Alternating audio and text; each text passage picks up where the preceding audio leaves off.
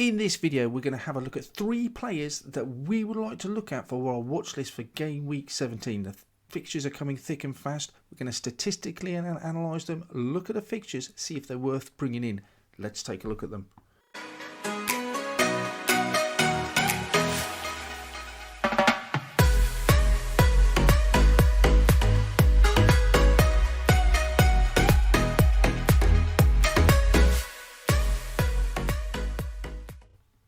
Hi Fantasy Managers, welcome to FPL Team Talk. It's game week 17. Thick and fast the fixtures are coming. The turnaround is really short, so we need to get on top of those plans and strategies for players coming in and out of our side.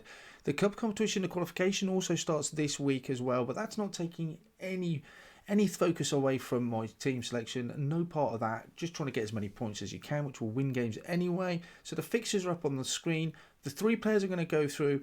We'll look at their fixtures for the next 6 games because it's not just going to be for the next game week that I'm looking to keep them for, but much further beyond. Remember also, guys, if you're new to this channel or you just enjoy FPL content, hit that subscribe button. Team selection, wildcard videos have already been done. Keep in touch with us, guys. Put any comments, like it, subscribe. Let's have a look at those players. First player on our watch list is Gerard Bowen. He's West Ham. He's a midfielder, of course. He only costs 6.5 million, so he's a budget player. 7.3% owned by the community. Not, I'd say, a differential exactly, but he's very lowly owned nonetheless. Those fixtures look brilliant. He's got Arsenal away, then he's got Norwich, Southampton at home. 2 teams I think you'd want to target at the moment. Watford, Palace, then Leeds. All really nice fixtures. He has been on the score sheet recently, and he's got 3 goals this season. So he's no stranger to finding the back of the net. In terms of assists as well, he's got almost doubled his output in terms of goals. 7 assists so far playing in midfield, remember. XGI, I wouldn't say it's unbelievable. It's not Salah-esque, but then you're not playing Salah-esque prices either. At 0.53, that's decent, remember, for a 6.5 midfielder. And shots per 90 minutes, again, he's quite productive. 2.64, not too worried about that. That looks pretty decent. So overall, his appeal looks good, and given those fixtures in the West Ham side that are scoring goals, his appeal is obvious. You'd almost argue that Arsenal game is probably the hardest one, so he's now the best time to bring him in. I'm not so sure. Possibly wait for the Norwich game, but he's certainly on my radar at the moment. 15 out of 16 starts this season. That's brilliant. That's exactly what I want to hear if I'm bringing a player in, especially at this time of the season when I need as many starters as I can get.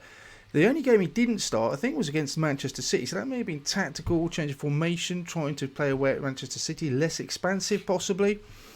So that looks good. As we've already mentioned, the fixtures look absolutely great. That would be an absolute reason for bringing him straight in. West Ham are the 4th highest scorers in the Premier League. And that matches their XG as well. They're expected to have scored the 4th most amount of goals, and they have. The only thing that other puts me off, I think, is doubling up. If you've already got Antonio, and a lot of us have, do I want to double up on that West Ham attack? I'm not sure that puts me off. I think those fixtures look so good. West Ham have been really good. We can't call them a flash in the pan or just a good run anymore. They've been up there for probably the whole calendar year now, vying for that top 4 place. They've certainly bounced around European places. They're here to say, it seems. Norwich and that Southampton games are clearly games that I would love to target. You know what, though? We've already seen them put 3 past Chelsea, put 3 past Liverpool. They can score against anyone. They proved that at Man City. So that wouldn't necessarily put me off too much. If I've got 2 transfers like I have at the moment, the one thing that I like about Bowen as well is it's such an easy move straight from Rafinha onto Bowen. If you bought him at 6.6 and you sell him at 6.6, you're going to make 0.1. He looks like a really good option for me. And with those West Ham fixtures, I just think he looks brilliant. And I want to get involved. Doubling up wouldn't worry me. Any questions is, do you get him in now or for the weekend, game week 18? Tough call, but for me, I really want to bring him in. The next one in is a very controversial call, but I really do want him. Cristiano Ronaldo. He is owned by a whopping great 32.5% of the community, so nearly 1 in every 3 community members own him. And you can see why with those fixtures. Brentford away, Newcastle, Burnley, Brighton. They keep coming after these 6 fixtures as well. For the medium to long term, they look brilliant for Ronaldo. So you can see why he's been brought in. 7 goals he's got this season. He's no stranger to the back of the net. And he just deals in goals, basically. He's got 2 assists.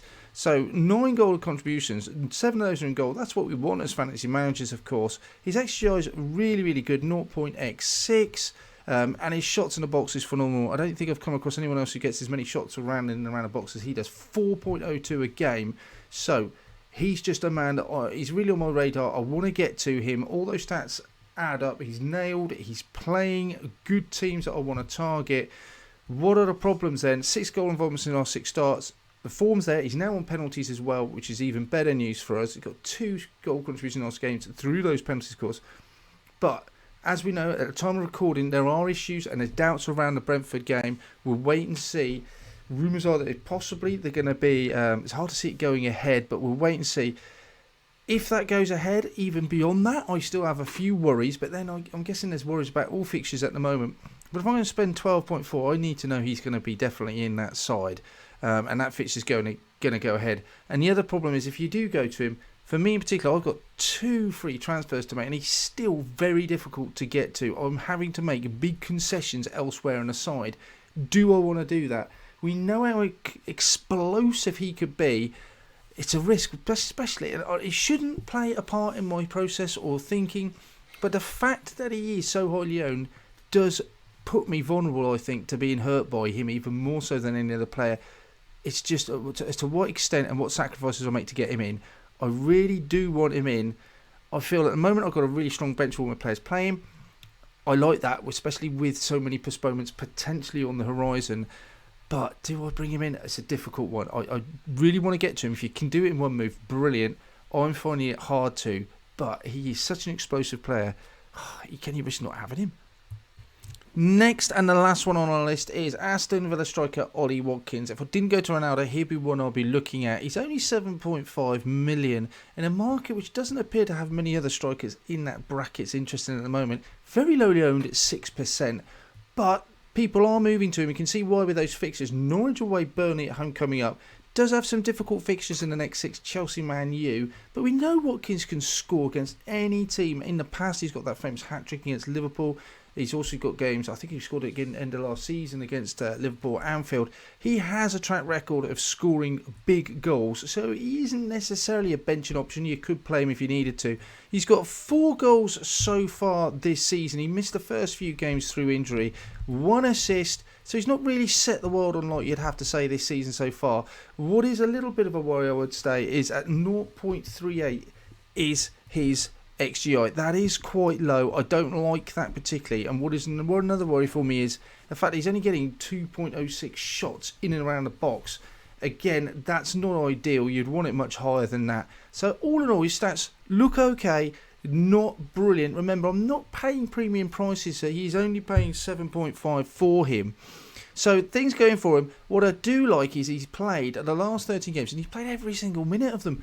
He is just one of those players that stays out on the pitch. He's not getting dropped. He is the main man. That looks good. He strikes me as the sort of player as well that possibly could just go through games without having a rest, which makes him less susceptible to rotation, which is quite nice. I do like those fixtures. They look great as well. What is the overriding worry for me is those low XGI.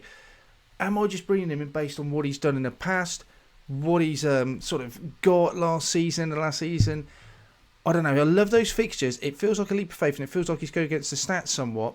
Ollie Watkins, though, he's on my radar. He could be a potential move. There just doesn't feel like, if you've got Antonio, there's many other options. Bamford out, Wilson, Newcastle not really firing whatsoever. Don't trust them. And also you've got the likes of DCL still not back fit. So who else do you go to? Watkins seems like a good call in that bracket. I do like him, as a lot of people who are moving on to him seem to as well. That's all for this video, guys. Good luck with your game week 17. Let me know how you get on. Let me know what you think of the players. Anyone else you might be bringing in. Of course, don't forget to hit that subscribe button. Plenty more FPL content coming up. Team selections. Then we'll probably have transfer tips, watch lists coming out next week. So keep in touch with all that. In the meantime, good luck, and I hope to speak to you soon.